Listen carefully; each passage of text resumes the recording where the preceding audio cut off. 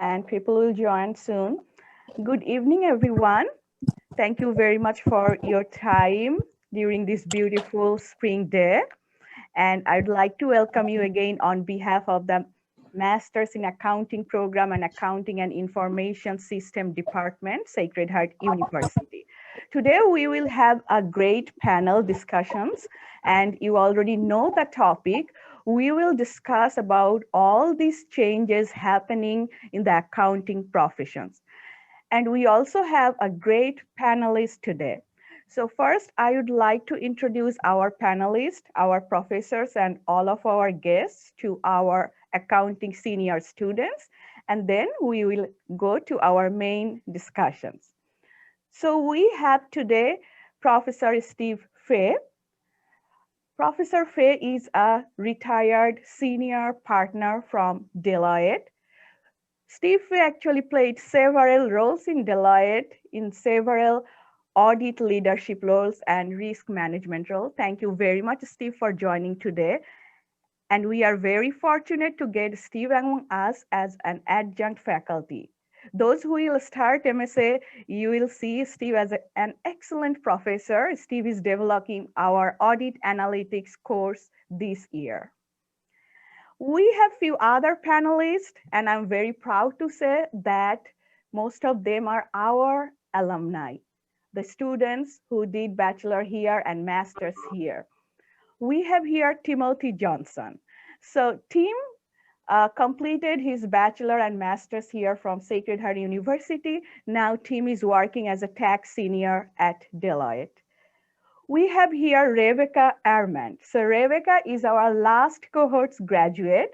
She graduated last year. She passed all 4 parts of her CPA exam during her MSA. So welcome, Rebecca. And I want to say Rebecca as a tax consultant who is working at Deloitte. We have Patrick Quinn. I don't see Pat here. He can join at any minute. And we have our professors here. I'd like to introduce you.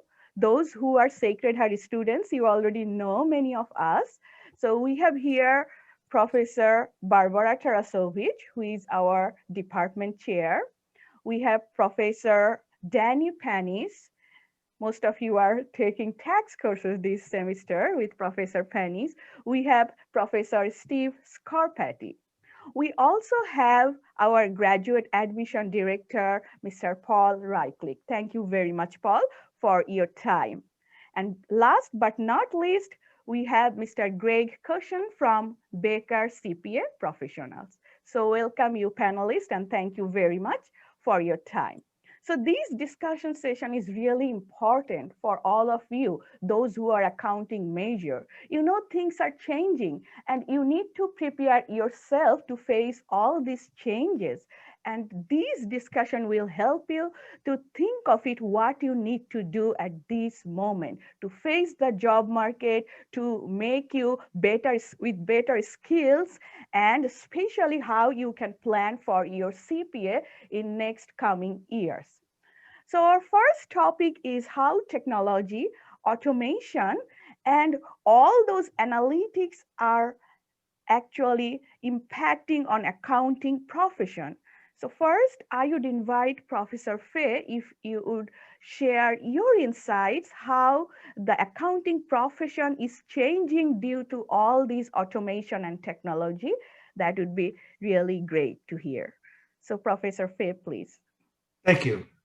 So welcome to all of you. I know most of you don't know me, so I would just say it's been a pleasure to be part of the faculty and see some of the great things that the school is doing relative to supporting you in your endeavor to pass a CPA exam. And one of those was to modify the program this year to include a program around accounting analytics. And accounting analytics is really where the way of the world is going prospectively. You're using technology to do things today that in the past, if you were in an audit world, you were doing samples and tests, where now you're using analytics to improve the use of data to expand your ability to draw conclusions on the population as a whole, as opposed to subsets and subsamples. It's been an interesting journey this first year, working with the students to really try to make this a program that will be meaningful for all of you. A couple of things that I would say around the skills that you're going to need as a professional in the future, and this is with respect to whether you're going to be in public accounting or you're going to be in industry. Obviously you're going to need your accounting skills. But you're going to need to have some level of technology skills to be able to use analytics in your work. Now, some of you are going to be more drawn towards the technology side, and some of you are going to be more drawn towards the accounting side. But those who are going to prosper are going to be those who have the ability to do both, to draw that technology and the use of technology to enhance and improve your ability to use analytics both in an audit, or if you're in an industry, to improve how you're making maybe subjective estimates around accounting estimates that you're going to record in your company's financial statements. So what I would say is we've got a 3-part program. The first part is going to be around accounting analytics.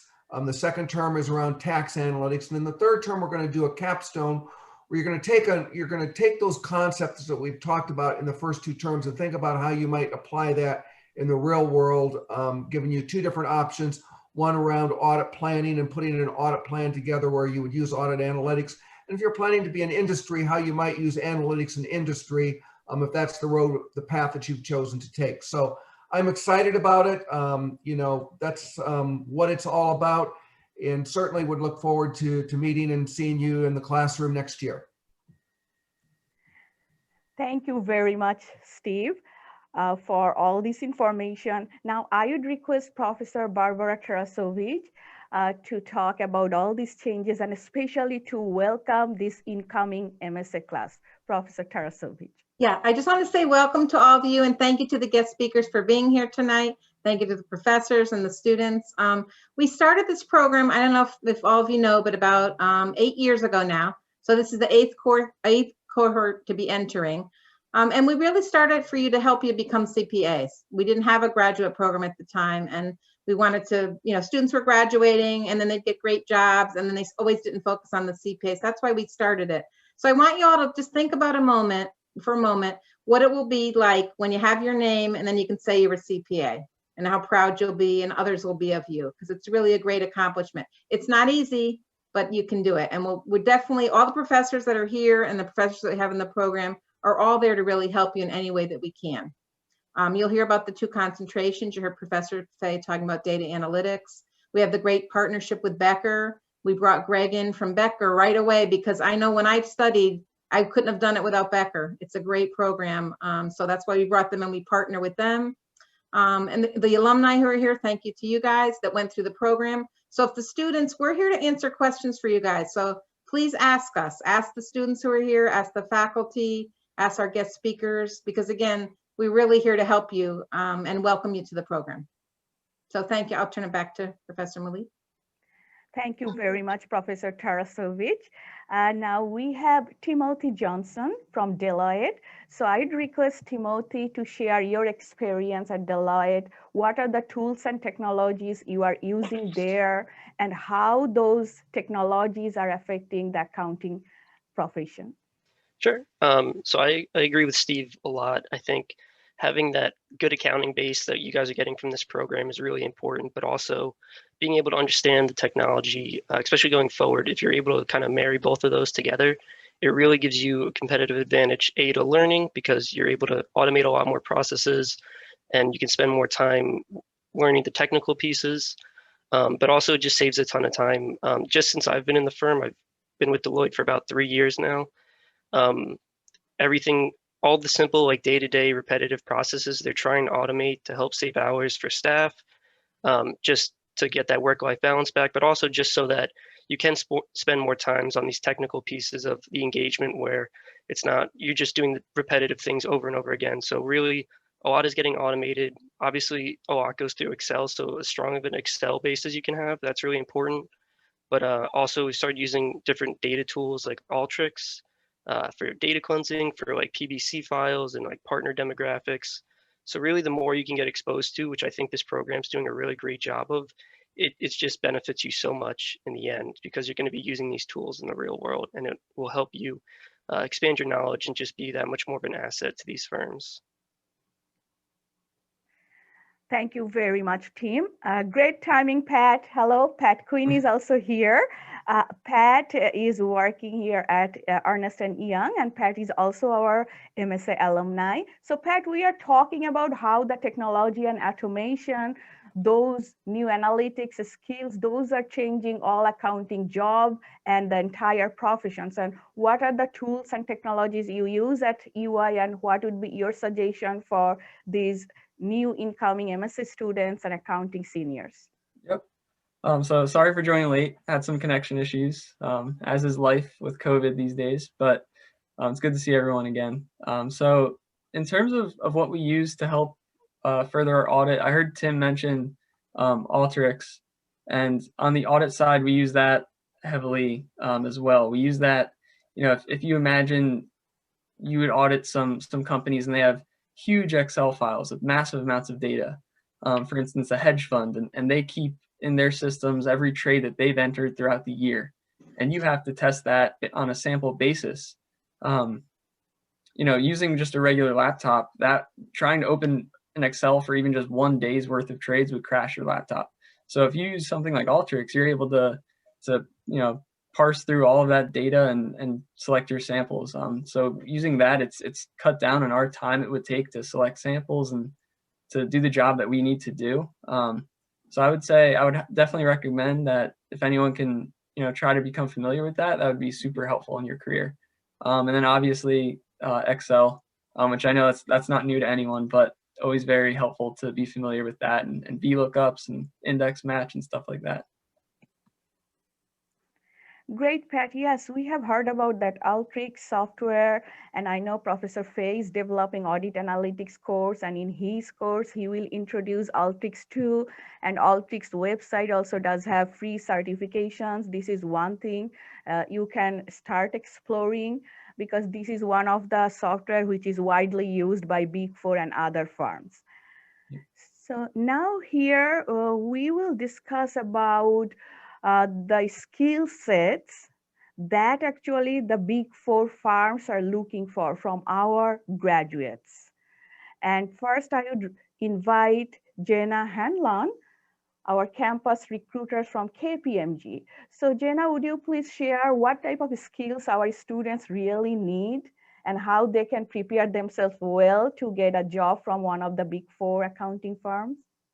Absolutely. Yeah, this is really interesting being able to really discuss this from, a university talent acquisition perspective. So besides having, your heavy knowledge in Excel and understanding different technologies, I think that a huge part of it stems from those soft skills that we look for new hires. So I overall think that attitude is key, and going into each and every day with a positive attitude is extremely important. I do believe that you will receive those hard skills that are needed from different trainings.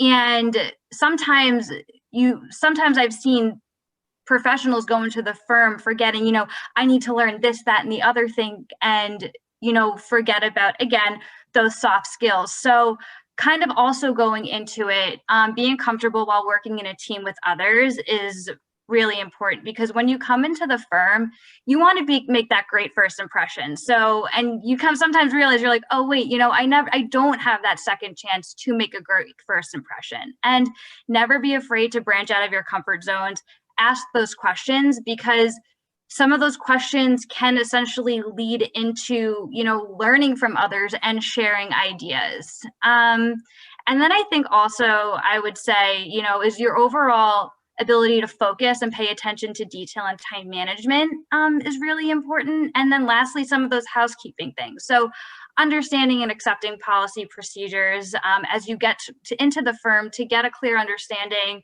as to really what the firm does expect out of you as a first-year associate.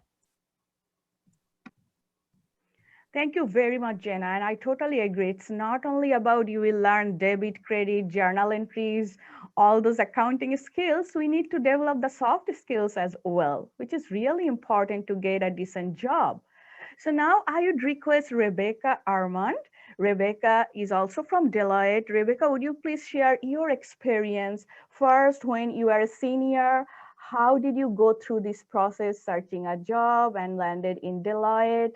And what are the other skills or suggestions you have for our seniors? Going through my senior year to have a job at Deloitte, I think that really I just talked to recruiters. I talked to all of the big four while I was there. Sacred Heart is such a big four presence, really. Like the recruiters, I feel like were on campus nearly every day while I was there, which was great because you really developed a reputation with them and you spoke to them all the time. And it made it really great for when you were in the interviews that the recruiters remembered you. You already had kind of like, you were able to talk to them on a more casual level, which I thought was nice. As for starting with Deloitte, I would definitely agree with Jenna that I think the soft skills are way more important than technical skills at this point. You learn obviously so much from your tax classes and your audit classes and your financial accounting classes, but they really teach you the more specific things you need to know within your role. So you just have to be really great at actively listening to your seniors and managers when they talk and picking out the important information when they tell you about the projects, and definitely critical thinking. Nobody wants you spinning your wheels when you're working on your projects, but you definitely don't want to ask your seniors and managers a question that would have taken them 2 seconds to just like find on their system or something.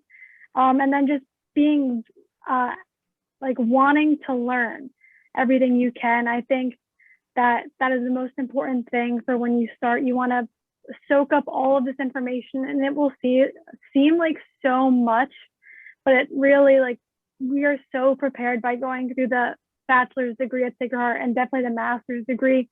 You learn so much from your professors who have had experience both in academics and then in Big Four and then also in industry. They tell you about it through every level of their career. And then I think that information is so helpful when you actually start. Thank you very much, Rebecca. Tim, would you please share your experience? You went through this process, and how did you face all these interviews? What are the skills the students need to show when they will look for a job in a Big Four firm? Sure. I'm going to sound like a bit of a broken record here after Jenna and Rebecca, but really those, like they were saying, the soft skills are important, and communication is a big thing, especially as a first-year staff. Just, it's something you have to accept. You're not going to know everything, so you have to be able to ask those questions. So like Rebecca said, they don't want you to spin your wheels spending hours on something that really could take you 30 minutes if you were in the right direction. So being able to recognize, like, hey, I think I know what I'm doing, but maybe I just want to clarify one more time with the senior or whoever I'm working with. So being able to kind of like not be afraid to ask questions. It may sound very simple, but it's very important, because from there, that's really where you're going to learn everything. Because we come out of this program very prepared, but unfortunately, you can't know everything. So as soon as you start working, like, you're going to be learning every day. You're going to be like a sponge soaking up all these different things. So just coming in with a good attitude, willing to work, willing to talk to different teammates and try different things is really how you're going to get all these different experiences. And you may start on one thing and then you ask a question and you're learning about a whole nother topic, but that's really how you grow as a professional and get to experience more than one thing. Whereas if you just said yes and kind of walked away from the manager. So like they said, just having those soft skills to be able to communicate with your team pretty openly, to ask, not be afraid to ask questions, and just accept that you're not going to know everything and it's going to be a learning process as you go, is really kind of my recipe for success as like a Big Four staff. Thank you, Tim, for sharing your suggestions. And senior students, if you have any questions, you can ask at any point. Either you can just turn on your microphone or use the chat box. It's a great opportunity to hear from the experts, hear from the alumni, campus recruiters. It will be useful for you. So our next topic is the CPA exam. I know as an accounting major, your dream should be to pass CPA, and what Professor Tarasovich mentioned, how it would look like to add CPA next to your name. But you know, the exam format is changing. So first, we will hear how the exam format is changing, when it will happen, and how you should plan for it. And then we will learn how you can balance your master's courses and the CPA preparations. So first, I would request Professor Danny Panis, if you would please share the new CPA model and CPA evaluation process with us. All right, Ms. Fuja, I'm going to share my screen here, right? Sure. And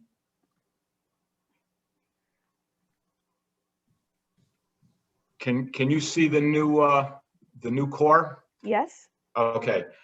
So the new CPA exam goes into effect January 2024, and I'm sure Greg can chime in on this. I was just on a call with the AICPA on Friday. So they're going through their big reveal every month. This is supposed to culminate June of 2021, where they're coming up with the actual core, what the content is going to look like, and what each of the disciplines are going to look like.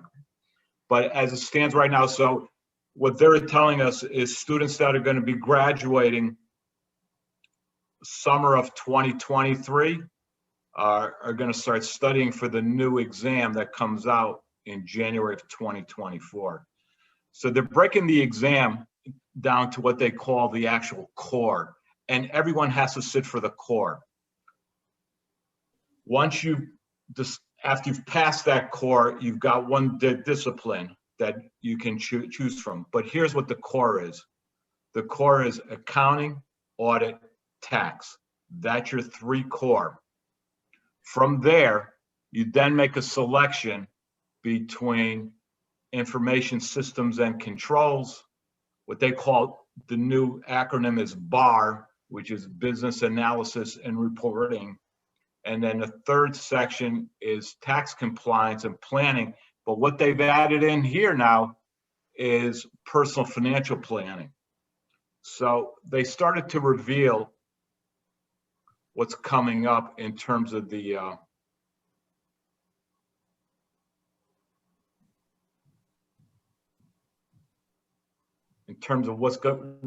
what the exam is going to look like. So in terms of BAR, so this is business analysis and reporting, possible subject matter. So this is what we envision coming up in terms of a master's, all right? It's going to be financial statement analysis, more advanced financial accounting topics. This should be something like a capstone, like current topics in accounting and auditing, financial management, operations management, emerging, reporting frameworks, and then you got state and local government, what they call the deep dive. The next part is information systems and controls. So if you're into the analytics, into the IT, into the cyber security, this might be your niche. So in here, they're looking at IT governance, data governance, IT risk, information security, tests of internal controls, and then SOX.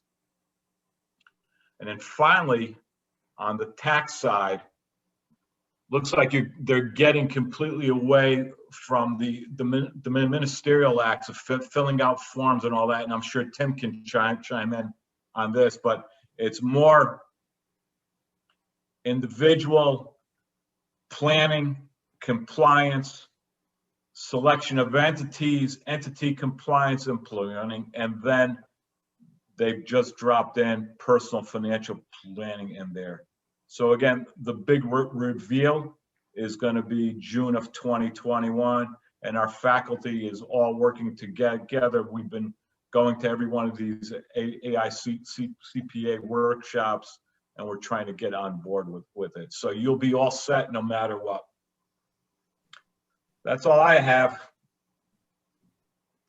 Thank you very much, Professor Panis. So you see the CPA model is changing. And if you want to take the CPA, I think it's better if you plan ahead. You will start your MSA this year, 21, and then you will take 1 year. So try to take the exam during your MSA year.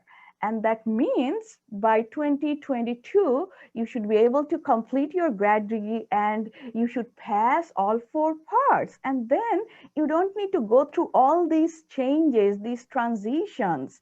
So that's why you need to plan early. But you got some idea what the new model will look like. And you see all these core and those specific disciplines here. Information technology is getting very, very emphasized here. And now here I will request Greg Cushion to talk about the CPA model and especially how Baker is working on that, and a little bit about the Baker curriculum that will help our students to pass the exam. Thank you. So I just want to start off by saying I think the big takeaway here is, I'm going to cover some stuff here in a second, is that no matter what, you guys have the resources and tools available to you. And I work with a lot of universities and colleges, and I just don't see this level of organization everywhere. So this is not something that's going to be found at every school. So you guys got a really good opportunity here. And we're going to be there for you guys with the CPA review. The faculty is doing its due diligence to get you guys prepared and set up for the future of the CPA exam and make sure that the MSA program is on point with that. So with that said, you definitely want to get going on the CPA exam while you're in a master's program. If you can get through it while you're in the master's program, that's what you want to do ideally, because once you come out, you start getting working, you start getting to busy season, you might fall into a situation where you are going to be up against that new exam format, okay? And you don't want to have to worry about that, because I've gone through this before. I've been here with Becker for 10 years. Every so often they do a big change, and some people inevitably get caught in the middle of that. So as far as the format goes currently, there's 4 parts to the exam: financial, auditing, regulation, and business. That business section is going to be the one that's going away, I guess, and they're going to be reinventing that. Each part's a 4-hour-long exam. So you have to go ahead and put in about 15 hours a week of studying alongside that master's program, and you can get through this thing in roughly a year or so. So, I mean, the tools are there for you guys. The resources are there. Our course is built around the fact that we want you to get through this in a reasonable amount of time.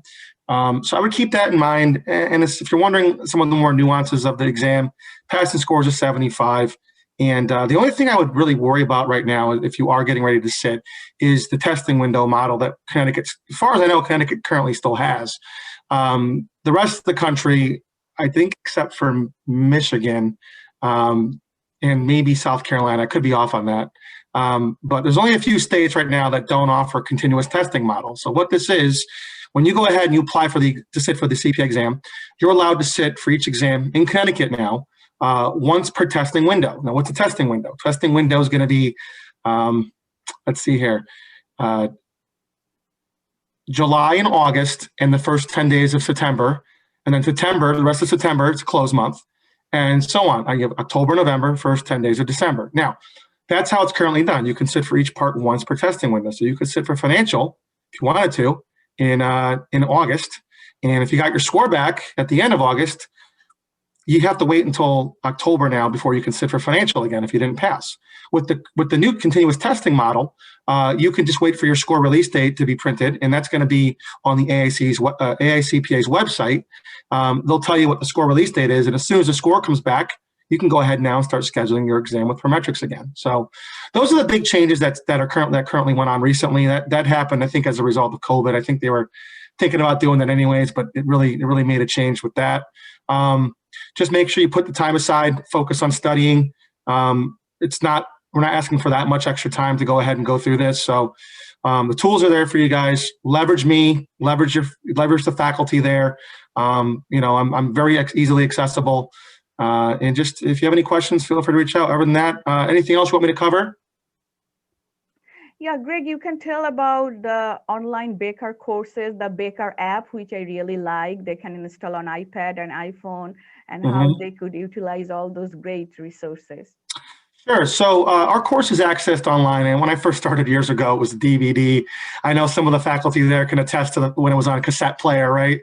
So we've evolved quite a bit, but now it's accessed all online. There's a mobile apps you can utilize that to access on your phone, your tablet, whatever you want to do. Progress is saved. All the flashcards and textbooks are located online as well. You will have the option to get hard copy textbooks as well as hard copy flashcards. But a lot of people just like the digital options. You go through, you follow the study guide on there. You can set aside a study planner if you want to, or you can utilize what the school set out for you as far as how you should be doing it in what order. As you go through the course, you're going to have access to simulation questions and multiple choice questions, which you got to do them. You just got to do them. I mean, that's the bulk of it, is going through watching lectures and doing those questions. As you progress through the course, we have a progress tracker. So we're going to go ahead and show you, how you're doing. We're going to highlight it. It's going to start off in red. And as you go better, it's going to turn to green. And there's also a certain number of stars on there that are going to go from 1 star to 3 stars as you get better at the material. Once you progress through that, you'll have the option to do some practice tests, as well as there's a personalized review session you can go ahead and utilize to kind of gauge where you're at. And then you have 3 full practice exams you could take at the end. So really all the tools are there for you guys. And the biggest thing I could say is, you guys have the foundation, you're going to have the education. You really just got to put the time into studying on this thing. And this is coming from, again, 10 years or so of experience just within Becker. And previous to that, I was working as a recruiter at Robert Half, and I worked in the accounting industry now for a while, but highly recommend you put aside that time. And just if you do that, you're going to get through this thing. So the course really does make it simple, and it's very clearly outlined. And I want to say something else too, before I pass it back along. But those of you might be concerned about, what about the changes that are going to come up? What if I do run into that? We will be there with you. We will make sure you are well aware of what's going on with the changes. We'll make sure that our courses are updated accordingly, and it's very well communicated. I've gone through this before once, and barring some kind of unusual circumstance where it's not clearly communicated to us, I think we're going to be in a situation where even if you are stuck in a transitional period, you'll do just fine. All right. But I would make every effort to try to get through this thing before you have to end up by maybe studying for a different section twice. All right. Thank you very much. Thank you. You got it, guys. Just one other thing there, Mafuji. I just wanted to chime in on one of Greg's point. For you graduating now in May, we've had a number of students that between May and when they started for the MSA have already sat for the CPA exam and have already started the MSA with at least a part passed. I'll give you one example, was Anthony Fugnetti. He had me in tax in the late spring. He took the reg part over the summer. He didn't even have the MSA tax part done, but he had Becker, and it was actually passed. So he had done extremely well. So don't waste your time. Time is precious.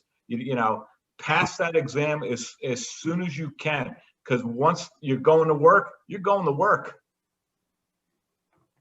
Thank you very much, Danny, for pointing it out. Yes, you don't need to wait until September and starting the MSA. Once you are done with your undergraduate degree this May, we will provide you one part and you will start on it. And we encourage to start with the financial accounting part, which is FAR. So this summer, no matter you work, do internships, still we would suggest that make some time, start working on at least one part. And like Anthony, what Professor Panis mentioned, we have another student this year who passed FAR right after this undergraduate degree. And before even starting MSA, she is done with FAR part, which is the hardest part. How? Because once you take your advanced accounting intermediate 1, 2, you are ready to start FAR. And then you will work on with the Becker resources. And this is how you can utilize your summer. You can start ahead.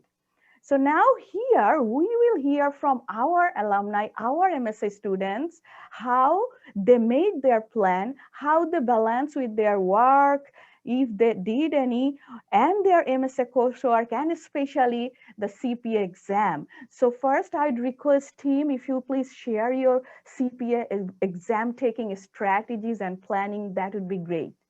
Sure. So I think one of the most important things is everyone's has different study habits. So figuring out what works for you best. I'm a morning person, so what worked best for me was I would wake up probably around like 6:30 and I'd study before I got my day started. I couldn't go through a whole day of work and class and then study. So once you figure out what works best for you is really setting a plan and sticking to it. Like Greg said, it's just a matter of hours and work you have to put in. Like you're gonna have that base from Sacred Heart, and Becker's really does give you all the tools to success that you need, and it really is great. I think it's just a matter of putting in the time, being like, okay, I already scheduled my test for this day. I'm not changing it, so I have X amount of time to figure out what I need to do. And for me, that's what worked best, because once I had a little bit of pressure on myself, I was like, okay, I can't back out now. I really have to do it. And then I think Professor Panisse really brings up a good point. Once you start working, you're working. So it's tough to find a balance of studying and working. Not that it's impossible. I mean, I worked during grad school, so I did that, the CPA, and grad school all at the same time, and it's a lot, but anyone can do it. So when you're doing grad school, if you can knock out even like 1 or 2 pieces, it really takes a huge weight off your shoulders. And if you can do 4, like that's amazing. Like you walk into your first year probably with a bonus, or you got that in your back pocket, and you can just focus on work. That's great, but really don't. Not that it's a waste, but really don't waste away your MSA. You should start taking the CPA as soon as possible, and even before you start in the fall, like they're saying. It's one of those things. The more times you do it, the more familiar you become, and it's just a process. And you're going to get through it eventually. It may seem like a lot at first, but once you get one down, the ball starts rolling, and really you just got to keep going, putting the work in. Yeah. Thank you very much, team. Professor Fay is also here. I'd request if Professor Fay would have some suggestions about this new CPA model, or how our students should start working on their CPA and planning everything. So what I would say is, I think, and it goes back to what Greg said, it's all about commitment. And I look at this as, this is going to be kind of a colloquial term, but it's like getting your union card. Okay. And if you want to be successful, whether it's either in the profession or it's within industry, either one, having that CPA certification is really important to have. And it's going to be easier for you to take it now than it is going to be when you're in your working job. I think, as we heard from Tim and Rebecca and some of the others, they're pretty busy with their day-to-day job, and trying to find 15 hours to study a week, as Greg suggested, when you're working full-time might be much, much more difficult than it is when you're going to be in your MSA program. So my recommendation is focus on it early, get started on it early. I think the known is better than the unknown. So the way the exam is structured today. And as Greg said, there's always some learning when you go forward and you have the new organization and the format for the exam. So I would encourage you all to sign up and start taking it, even if you fail the first time. It's not the end of the world. Take it as soon as you can when you're out from your undergraduate, and it will give you a flavor for what it's really like and what that commitment will take. And just make a mindset that this is one of the things that you're going to do to have a successful career. Thank you very much, Steven. That's actually a good point. Even if you fail on your first attempt, it's not the end of the world. So we all sometimes see that students get really frustrated when they couldn't pass at their first attempt. But you will hear from Rebecca, team, and Pat, I'm sure they didn't even pass all 4 parts at their first attempt. So I would now next request Rebecca to share your experience, and also if you couldn't do well on a part, if you have to retake a part, what was your strategy?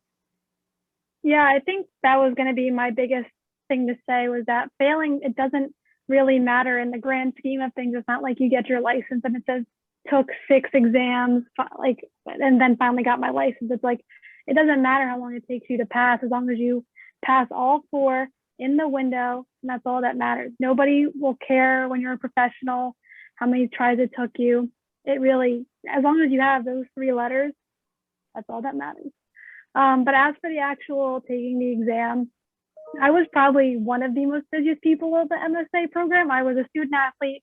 I interned full-time, I worked full-time, and I studied. So no one was probably busier than me, and I was still able to pass all 4 during my MSA program. So I would definitely say, like Greg said, like everyone has 15 hours in the week during the MSA program. Like even if you're working, even if you're an athlete, even if you're interning, even if you're only doing the MSA program, like I know every single person has 15 hours a week to just sit and focus and study 1 module a week even, and just get through it, because it will make your life so much easier. I'm a new hire, so I couldn't imagine trying to study and simultaneously work my job right now. Anyone that does it, I honestly think is a saint, because they must have this insane amount of patience and time. Otherwise though, I think really I was probably an anomaly in that I did a different strategy every single time I took an exam, just based on like what was happening in my life at that time. But every single person studies differently. So just because someone you know or someone else in the program is studying one way doesn't mean you have to study that way. If you're a morning person like Tim, study in the morning. If you're a night person, study all night. If it takes you a long time to understand the material, take longer amounts of time between exams, even if it only says you need 6 or 8 weeks. Like take 10 weeks, take 12 weeks, like understand the material, and that way you'll pass when you actually do take it. I'm an afternoon person. I would only really study in the afternoon. I crammed the multiple choice questions because that was just my best way of figuring out what I needed to know. I wasn't really big on doing the simulations. I would just watch the how-to videos, because that was what worked best for me, was seeing someone do it for me, and it just mentally clicked for me like that. But definitely, I know there are tons of people that crazy practice the simulations because that's what works for them. It's all about what works best for you, ensuring that you pass when you take your exams. And I highly recommend, even if you feel like you aren't ready the day before your exam, go sit, take your exam. The worst that happens is that you fail. So what? At least then the next time you go to retake that exam, you already know what it's like sitting in a testing center. You already know what it's like going through the software. And at the end of your exam, when you find out if you pass or fail, it gives you a breakdown of things that you did well on and didn't do well on when you fail. So therefore, you know exactly what caused you not to pass the first time. So you can work on those again when you go to retake the exam. Thank you very much, Rebecca. Those are all great suggestions. Now I would request Pat, if you please share your strategy and your tips. Yep. So to try not to repeat too much what they said, definitely I passed out of the 4 parts. I failed 3 of them once. And each time I just, like I would take a part and then I'd be like, all right, great. That was good to get that out of the way. Now let me start studying for the next part. So I wouldn't even stop to think and be like, wow, I probably failed. So just don't let it, if you think you were going to do bad or anything like that, like just imagine you passed each time. And I think that's like, so based off that, I would say mental fortitude is kind of what you need.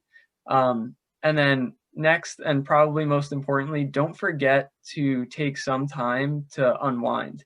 Like everyone's mentioning how many things they did, but it's also very important that, for me, on weekends, I would not study. Like Saturdays, I would go with my friends to grab a beer and stuff like that. Like just not even think about accounting. And I think that was crucial. Maybe that's why I failed 4 parts once or 3 parts once, but I still think, for your own mental health, it's important to take it a step at a time. Don't beat yourself up over things. And then also, going off of what everyone else said, try to implement that as much as you can. Thank you very much, Pat. This is really inspiring. So you hear from Pat that out of the 4 parts, he failed 3 on his first attempt. You also hear from Rebecca and Tim. It's doable. Everything together, if you plan accordingly, your MSA coursework, MSA exams, CPA preparation, working full-time or part-time. It depends on how much you are committed, how much you are determined. So we heard several tips and suggestions. I hope those will be useful.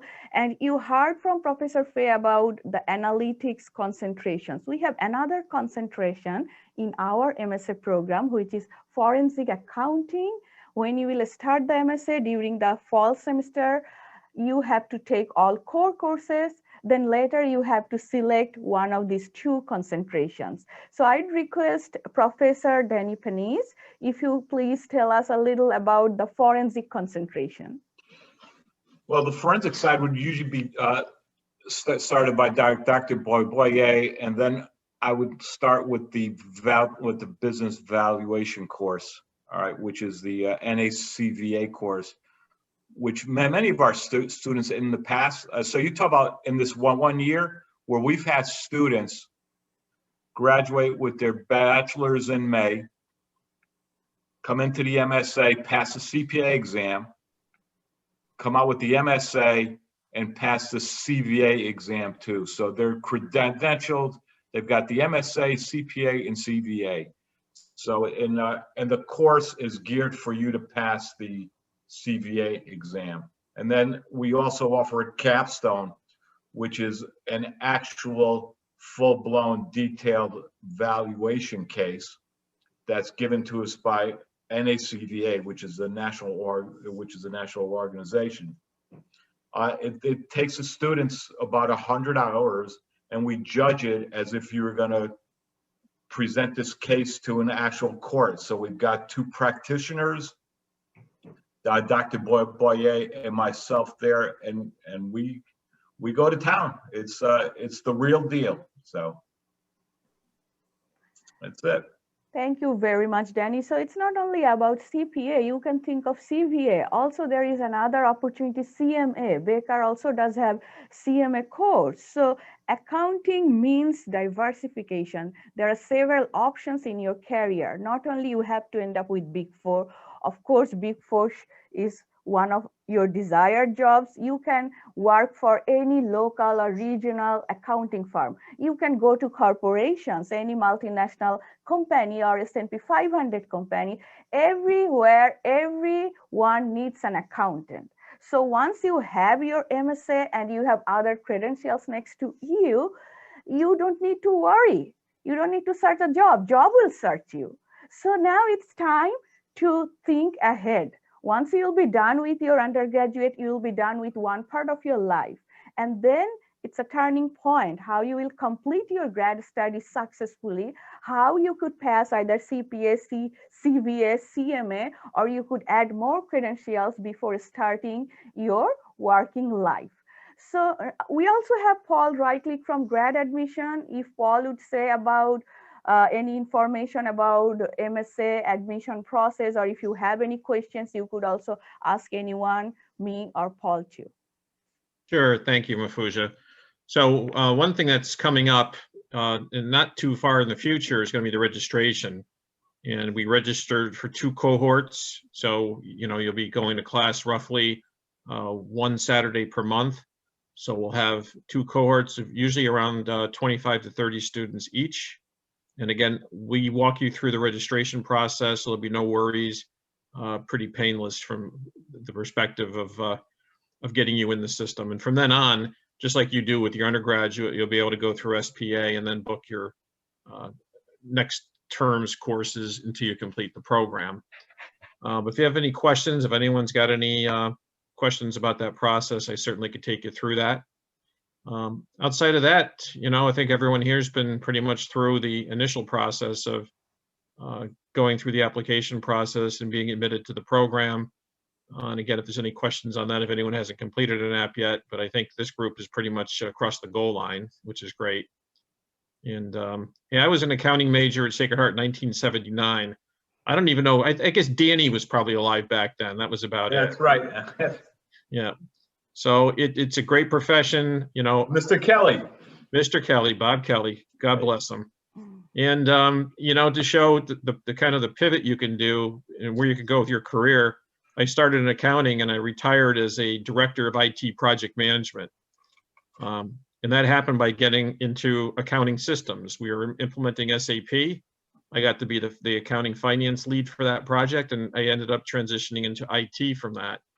But there's limitless possibilities when you have an accounting undergraduate and graduate degree and the CPA on top of that, of where you could go in industry. So because you speak the language of business, that's what accounting is all about, which translates into anything that you do, whether you want to be an entrepreneur and start your own business. Why do most businesses go broke, but 90% of businesses fail? Because people don't understand cash flow. They said, hey, my P&L looks great, but I have no cash in the bank. Why? It's all tied up in receivables. It's tied up in inventory. You're not collecting your receivables. You're not selling product. There's where your cash is. A lot of folks don't understand that. You folks do.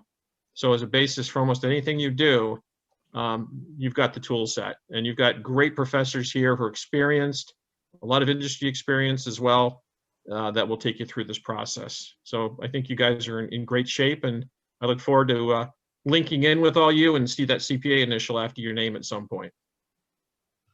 Thank you very much, Paul. And we have a question from Jasmine. Jasmine is interested in CMA. Yes, CMA could be one option. And I know Baker also have the CMA certification and CMA course. So if Greg is here, Greg, would you like to talk a little about the CMA? Yes, absolutely. So we just launched our CMA product a few months back. For those of you, excuse me, looking to diversify and maybe going into, you're not going to be going into public accounting. You want to go into some maybe private right out of the gate. CMA might be more appropriate for you. I encourage you to look into the differences. There are two parts to that particular exam. It's a 4-hour-long exam for each part. Study time is a little bit less than what you would find on the CPA. A lot of people would say, well, is it easier? No, it's not easier. It's just different. Okay. So I highly encourage you guys to go check out our website. We offer a demo for the CMA product. I'm also hosting, take this note this down. Let me look this up real quick on my calendar. I'm hosting a CMA information session where I'll go into detail on the CMA exam. It's going to be April 1st at 3 p.m. Okay. I sent out the invite to the faculty there. I would request if you don't have it to request it, or you can even email me at it's gcusson, G-C-U-S-S-O-N, like my name, at becker.com. And this way you can go ahead and have access to the presentation. All right, guys?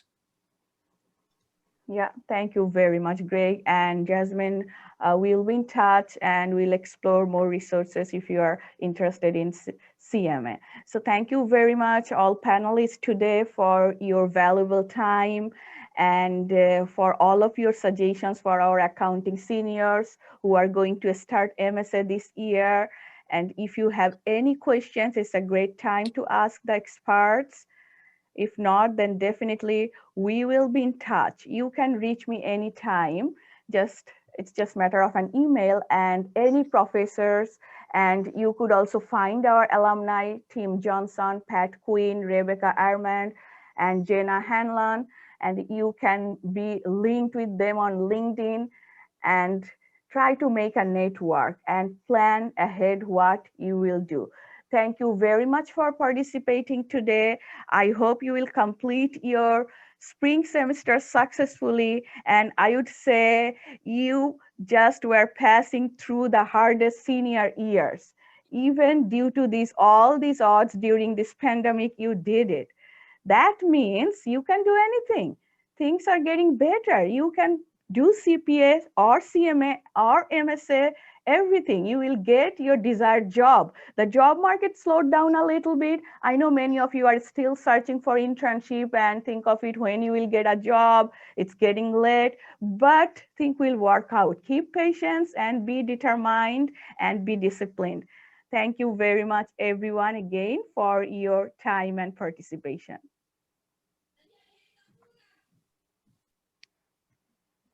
Thank you, Rebecca, Pat, and team for your time. Tim, it's great seeing you. Patrick, great seeing you. Great seeing you guys. Hi, everyone. Thank you. Bye. Thanks, Bye-bye. Greg. Bye-bye. Thanks, Paul you. and Danny. Thank you. Thank you. Jenna, it was great seeing you. Paul, see ya. Thank you. Danny. Fuji did an excellent job. Yeah, Barbara, very good. Very good. Thank you, guys. all Thank right. you, Danny. Okay, bye-bye. Bye-bye. Bye.